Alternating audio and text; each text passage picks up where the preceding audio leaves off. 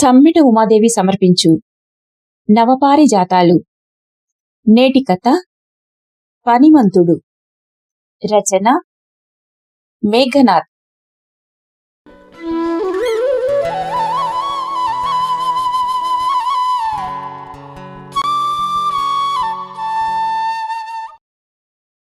నిర్మలమైన ఆకాశంలో సహస్రకిరణుడి స్వర్ణకాంతులు సింగిడి రంగుల్లో మిళితమై అప్పుడే పుట్టిన పసిబిడ్డ స్పర్శించినట్టు మృదువుగా ప్రకృతిని తాకాయి. పాపిటలా తీసిన దారికి ఇరువైపులా సిగర చెట్ల నుండి తెల్లతెల్లని పూత నేలరాలుతున్నది. కూర్చిన ముత్యాల దండ తెగి పూసలు కింద పడినంత వయ్యారంగా ఆ దారినే అనుసరిస్తూ పలుగుపారా చుట్టచేసి చుట్టపై పెట్టుకుంది. కుడి భుజానికి చిక్కం, నడుముకు పక్కగా వక్కాకు తిత్తి ఎడమ పక్కన సంకలో బిడ్డనెత్తుకుని అవలీలగా అంతే కులుగ్గా నడుస్తూ ముందుకెళ్ళిపోతున్నది రంగి. తలకు తుండుగుడ్డ, కుడిభుజంపై గుణపం, ఎడమ చేతిలో వెదుర్లతో చిక్కగా అల్లిన బుట్ట, ఆ బుట్ట లోపల మట్టికుండ, ఆ కుండ లోపల పచ్చి ఆకులు పిడకల్ని ఎత్తుకుని పైకెత్తి కట్టిన లుంగితో ఎంతో హుందాగా అంతే సునాయసంగా నడిచేస్తున్నాడు రంగడు. అలా మునుముందుకు వెళ్తున్న వారిని పనిమంతులు పొద్దుపొద్దునే యాడ్నో ఎలబారిండారే ఆప్యాయమైన పిలుపు వారి చెవిని తాకింది. రంగడు టక్కున తిరిగి చూసి, అన్నో, పనిమంతుని మాదిరితో నీవుండవు, మేమేడ పనిమంతులమన్నా అన్నాడు. బదులుగా ఆనందయ్య నవ్వాడు. మనిషి కరువై పుడిసినావు, శాన దినాలకి కనిపిస్తుండావు, ఎట్లుండావు? ఎల్లమ్మ బాగుండాదా? రంగడు అన్నాడు అంతే ఆప్యాయతగా. రంగి కాస్త దూరంలో నిలబడింది కాని మాట్లాడించే ప్రయత్నమైతే చేయలేదు. వినమ్రంగా నిలుచుని నమ్రతగా చూడసాగింది. అప్పుడప్పుడే చురకెత్తుతున్న సూర్యుడిలా మెరుస్తున్న కళ్లతో కూనిరాగాలేవో తీస్తూ మాటలు వినిపిస్తున్న వైపుకి తదేకంగా కళ్లతోనే వెతుకుతున్నాడు రంగి చంకలోని చంటోడు.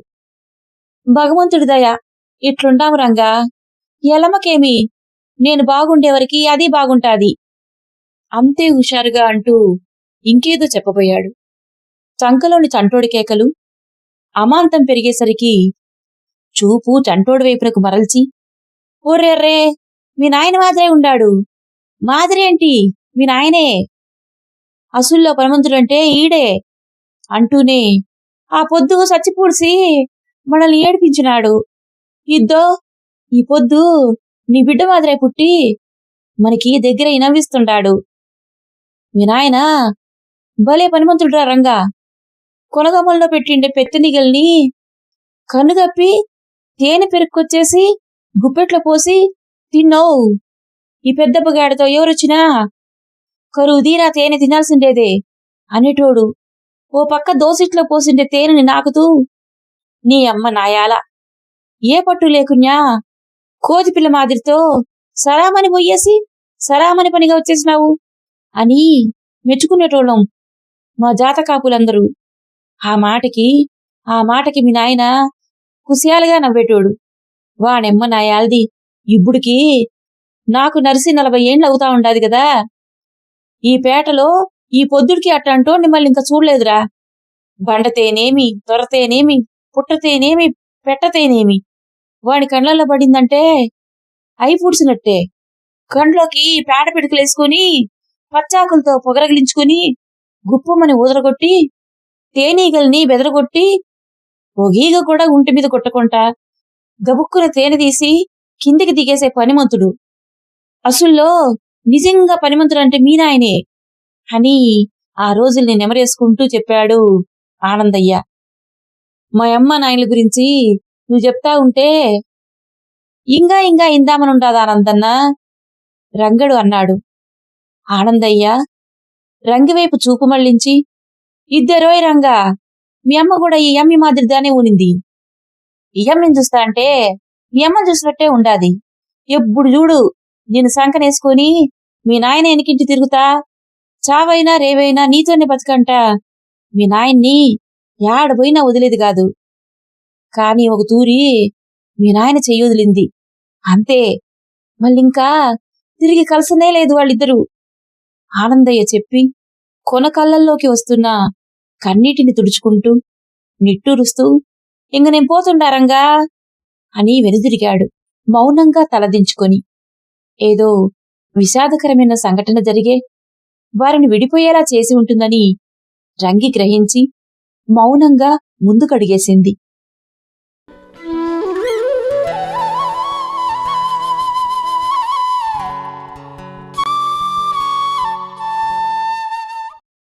తల్లిదండ్రుల గురించి ఆలోచనలు సంద్రపు కెరటాల్లా ఎగిసి ఎగిసి పడుతూనే ఉన్నాయి రంగడిలో.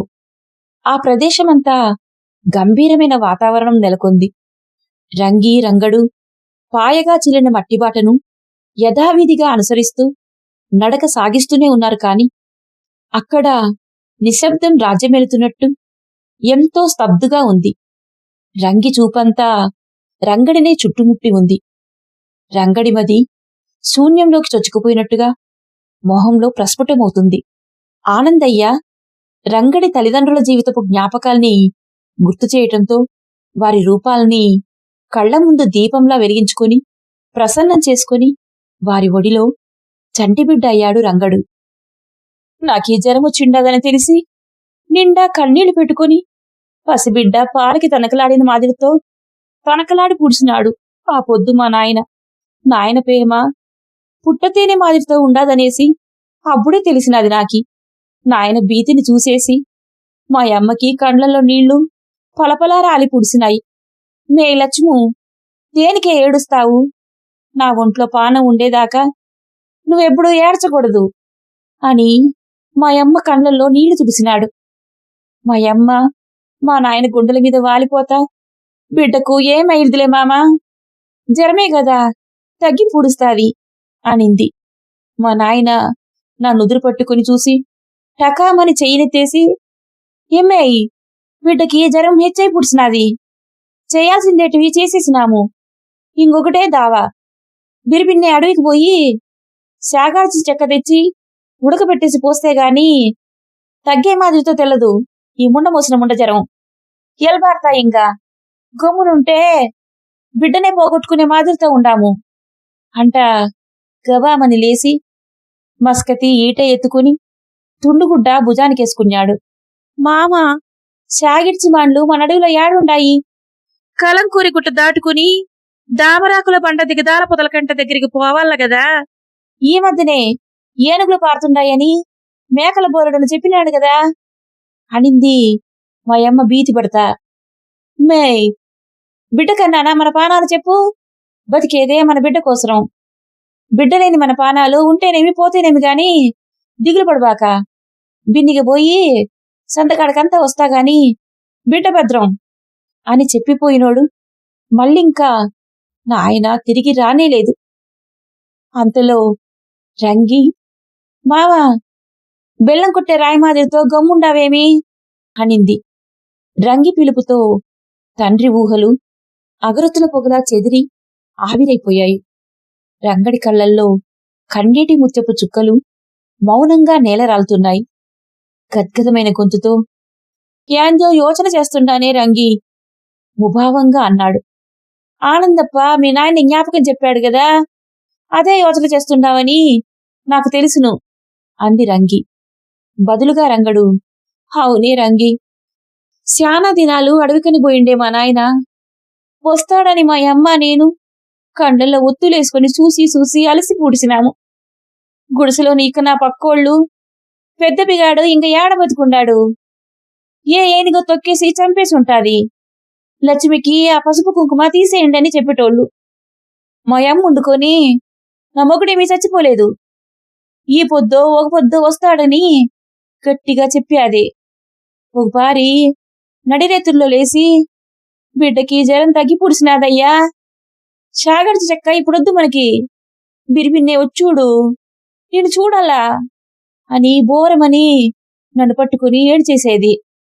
మా నాయనంటే మా అమ్మకి పిచ్చి ప్రేమ. అటువంటి మా నాయన ఇడిసిపోయిన దానికి మా అమ్మ అదే దిగులుతో కొన్ని దినాలకి చచ్చిపోయి మా నాయన దిక్కడికే పోయినాది, నన్ను ఒగిన్నే వదిలేసి. రంగడు కన్నీటి పర్యంతమై చెప్పాడు రంగికి.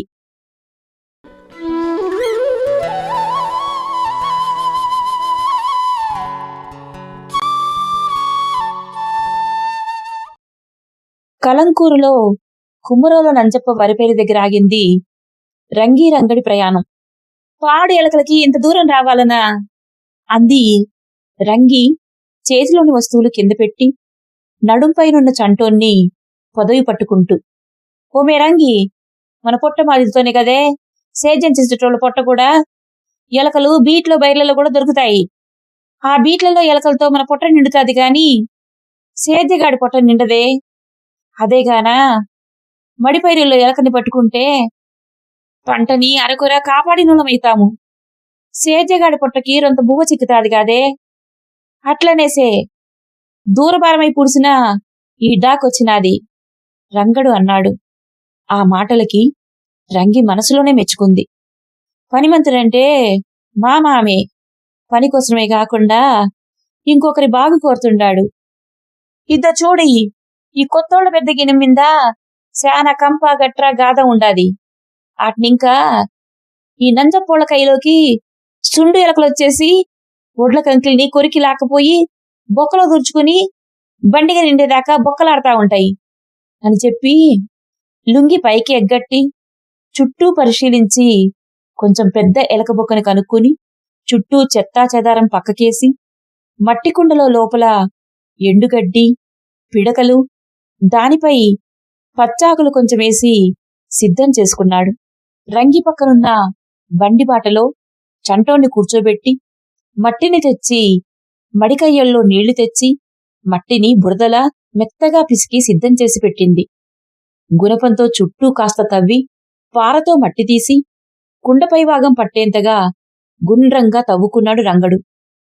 బొక్కకు కుండ బోర్లించి బురదను చుట్టూ సందు లేకుండా కప్పి ఉంచింది రంగి. కుండ అడుగుభాగానికి ఉన్న సన్నని రంధ్రంలో నిప్పు పుట్టించి చిన్న చిన్నగా ఊదర కొట్టాడు. పిడకలు మండుకుని మంట బాగా రగులుకున్నాయి. పచ్చి ఆకులకు సెగతగలగానే పొగ ఎక్కువై ఎలుకలు పెట్టిన రంధ్రాల గుండా లోనికి వెళ్లేసరికి లోపలున్న ఎలుకలు ఊపిరాడక చుట్టూ ఉన్న బొరేల నుండి బయటపడగానే రంగి వాటిని పట్టి బుట్టలో వేసుకుంది. అనుకున్న దానికంటే ఎక్కువ ఎలుకలు పడగానే రంగి రంగడి మొహం కాంతివంతంగా వెలిగింది. వారిని చూసి చంటోడు చిరునవ్వులు పూయించాడు. ఎలకల కూర పొయ్యి మీద ఉడుకుతా అంటే వాసన 4 ఈదులకు జమాయిస్తుండాది రంగి.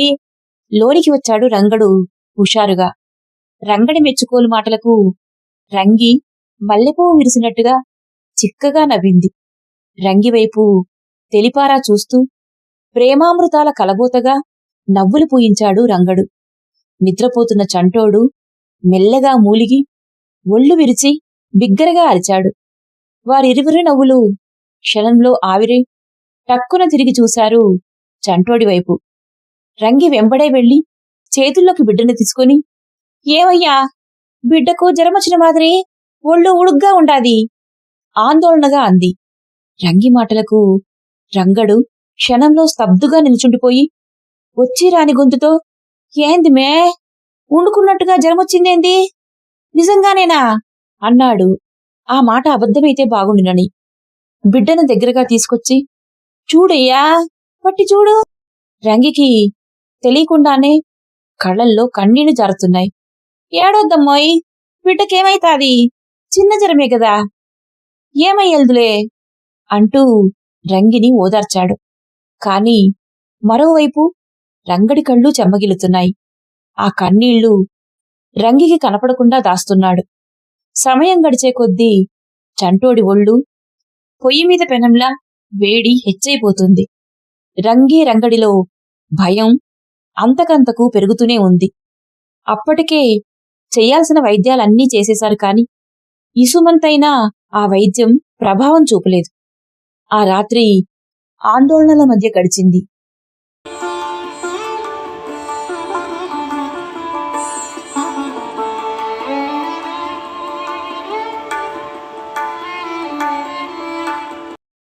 తెల్లవారాక బాగా ఆలోచించి ఒక నిర్ణయానికొచ్చి, రంగి, అడవికి పోయి షాగిడిచి చెక్క తెచ్చేది ఒకటే దావా, నే పొయ్యేసొస్తా అన్నాడు. తువ్వాలు భుజానేసుకుని ఈటే మస్కతి ఎత్తుకుని మరో చేత్తో చిక్కం ఎత్తుకుని అచ్చంగా రంగడి తండ్రి పెద్దబ్బి మాదిరే. రంగి ఆందోళనతో, మామా, షాగిడ్చి మాండ్లు మన అడవిలో యాడుండాయి? కలంకూరి గుట్ట దాటుకుని దామరాకుల బండ దిగదాల పొదల కంట దగ్గరికి పోవాల గదా. అబ్బట్లో అత్తకి మామ దూరమైనట్టు నాకు నువ్వు దూరమైపోతావేమోనని భయమైపోతా ఉండది. ఆ పొద్దు మామ చెప్పిన మాదిరితో నువ్వు చెప్పద్దు. నాకీ బిడ్డెట్లనో నువ్వు అట్లనే. చావైనా బతుకైనా నీతోనే. బతికితే ముగ్గురం బతుకుదాం, చచ్చిపోతే ముగ్గురం చచ్చి పుడుద్దాం. నువ్వు యాటికి పోయినా కూడా నేను వస్తా అంటూ ఖరాఖండిగా చెప్పింది రంగి. ఆమె ఆదుర్ద అర్థమై, అట్నేలే, వద్దుగాని అన్నాడు. బ్రతుకు పాఠాలెన్నో నేర్పిస్తుంది. కొన్ని అనుభవాలు పాఠాలుగా మారి ముందుకు నడిపిస్తాయి. రంగడి అమ్మానాన్నల జీవితంలో జరిగినవన్నీ పాఠాలకు మళ్ళీ ఇప్పటికీ వల్లెవేసుకుంటూనే ఉన్నాడు. బ్రతుకు పాఠాలెన్నో నేర్పిస్తుంది. రంగి దగ్గరగా ఉంటే దానికి ఏమీ కాదు, ధైర్యమిచ్చే లక్ష్మిలాగే పక్కనే ఆసరగా ఉంటది. నేను పక్కనుంటే రంగికి కొండంత ధైర్యం, ఆకాశమంత సంతోషం కూడా. ఇద్దరము ఉంటే ఇంక బిడ్డకేమి లోటు? ఎంతటి జరం మాటేసి ఉన్నా బయటికి రప్పించేసేను. మాటేసి కయ్యల్ని మట్టు పెడుతున్న ఎలకల్నే పట్టేస్తున్నా మాకీ జరం ఒక లెక్క.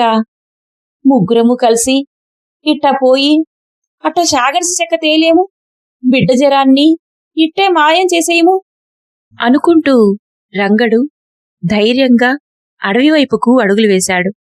పానాలిచ్చే రంగిని, పానాల కంటే మిన్నగా చూసుకుంటున్న బిడ్డని ఇంకా దగ్గరగా పొదవి పట్టుకొని